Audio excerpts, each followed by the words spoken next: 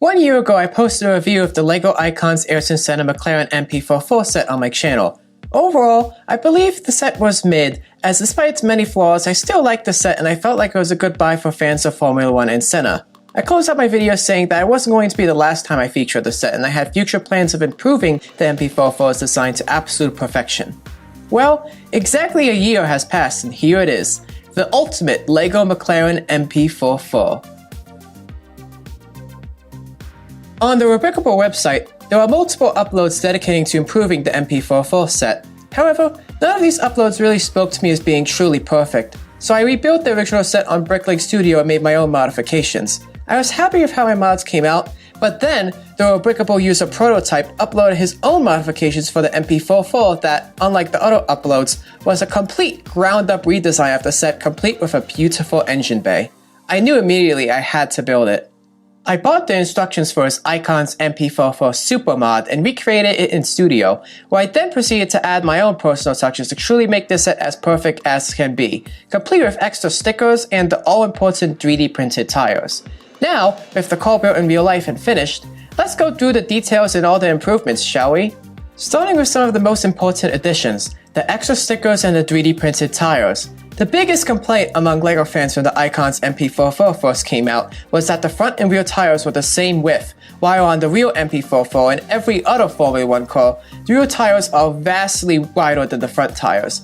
Immediately, people started creating 3D printed tires to mend the issue and have been royally rewarded for their efforts, with some of these sellers having sold tire sets in the hundreds. Originally, I was going to 3D print my own rims and tires with a file from Printables and bought a resin 3D printer to do so. What stood out about these specific rims and tires compared to most of the Etsy ones was that the rear rims had a deeper dish than the front rims, which is how it's supposed to be, as that's how it is on the real MP4 and many supercars and race cars from the 1980s too. However, that ended up not working out. First, I couldn't insert the rims into the tires without both breaking, so then I bought a rubbery resin and made these tires, but they would have needed a lot of sanding as they turned out pretty rough. Then I printed the rims for the rubbery tires, but I didn't like the way they came out and things pretty much stopped from there. To say I didn't like 3D printing was a huge understatement. This stuff has been literal torture for me, but even more for my family members who volunteered to help me with cleaning the toxic resin. I plan on selling the printer plus the wash and cure machine I also bought and leaving anything I want 3D printed to the professionals who know what the heck they're doing, regardless of it being more expensive long term. That's when I discovered these tires for sale on Etsy by HobbyBricks, a seller from Spain who has an entire store dedicated to custom LEGO Formula 1 stuff. The rims look even more accurate to the real MP4's rims than the 3D print files, and had a deeper dish in the rear I wanted, so I bought them. By then, the LEGO Icons Nigel Mansell Williams set released, with wider rear tires and Goodyear prints to amend the issue with the MP4 set, but didn't have the deeper dish in the rear and were going to cost a fortune on Bricklink. After the custom tires arrived, I had to lube up the axles to get them to fit. The axles will surely be stuck in them forever, but the tires look absolutely fantastic and this wouldn't be a proper MP4 without them. I highly recommend them over the improved tires introduced in the new Williams set because they're more accurate and currently cheaper than sourcing all 4 tires on Bricklink. I also got Brickstickershop to make a set of additional stickers for the MP4 to add even more authentic detail. Most notable is the Goodyear Eagle branding on both sides of the tires, just like the real MP4.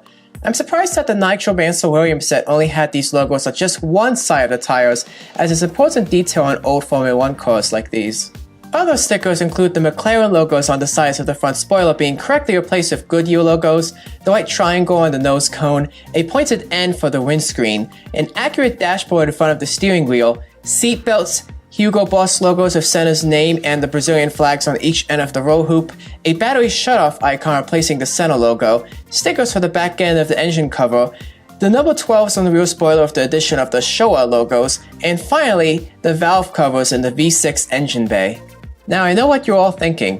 What about the Marlboro logos? Well, as I wanted to make the improved MP4 an example of how the original set should have been all along, I decided not to add the Marlboro logos from the real MP4 to keep faithful with the original set and because I think the car looks cleaner with a minimal amount of sponsor logos. However, as the majority of you feel differently and want to add the Marlboro logos, I also got Brickstickershop to make a sticker sheet with the Marlboro logos included too. The links to buy either sticker sheet from Brickstickershop's website are available in the description. Before I go into detail of the modifications and improvements done to the MP4, like I said, this is my slightly modified version of Rebrickable user Prototyp's original creation. 90% of the improvements you see have been done by him. Starting from the front. While the front spoiler isn't any wider than the original set, the midsection has been made one stud longer in length, and the side plates are now noticeably more larger and more accurate. Massive changes have been made to the nose of the MP4. Gone is the large red wedge plate with the pinkish white print, which has been replaced with some tires mounted on hinge plates, making for a much more smooth and straight transition from one part of the nose to the other compared to the original set, where the transition wasn't smooth and straight and was a big turnoff for most people. These 1x5 stud sloped wedge pieces are also a massive help to make the nose area as accurate and smooth as possible. They first appeared in Speed Champion sets in 2023, but have now been made available in red with this year's Ferrari SF24 Speed Champion set. These pieces are a godsend for this car, as I have no idea what other pieces could have been used as an alternative without making this area look rough. The mirrors have also been changed to look much more accurate to the real MP4, while the original set had mirrors that looked kind of odd. One of the biggest changes Prototyp made to this set from the ground up was making the wheelbase and cockpit longer than the original set, as he didn't like its short and inaccurate proportions, and I think this was a terrific decision. It gives the car a much more accurate and aggressive profile. These control arms on both sides have also been added, as they appear in the real MP4's front suspension and were omitted in the original set, along with so many other small but important details. Other than the cockpit being made longer, the interior has been changed to look much more clean and accurate to the interior of the real car. I also made the shifter light bluish gray instead of black, since the MP4's gear lever was supposed to be silver. The rear headrest that is non-existent in the real MP4 has been removed, and replaced with these three white 1x2 cheese slopes made to represent the slope going from the row hoop to the cockpit. The rear engine cover has been completely redesigned. Gone are all the funky quarter dome parts, and the overall shape is much more smoother, cleaner, and accurate. I also added these two antennas as they appear on the real MP4 but were missing in the original set. This red piece in the original set had a white print that was pinkish white like the original nose cone wedge piece. Here, it has been replaced with the same red piece, but with the print replaced with these three stickers which have the correct white color. Whereas the original set had this weird, totally inaccurate hourglass shape for the rear side pods, they are now perfectly straight, like the real MP4, though are very fragile and wobbly. The white section of the spoiler is no longer attached with ball joints, so the bottom of it is now able to be smoothed and out. The rain light has also been changed from transparent orange to proper red. Where it was absent in the original set, a rear diffuser has been added on the bottom of this car, and these dark tan 1x2 round plates are made to represent the MP4's exhaust. Now for the engine bay. The cover is now bigger, now representing how the actual MP4 looks like without its engine cover, but likely needs to be removed in multiple parts as it's pretty fragile.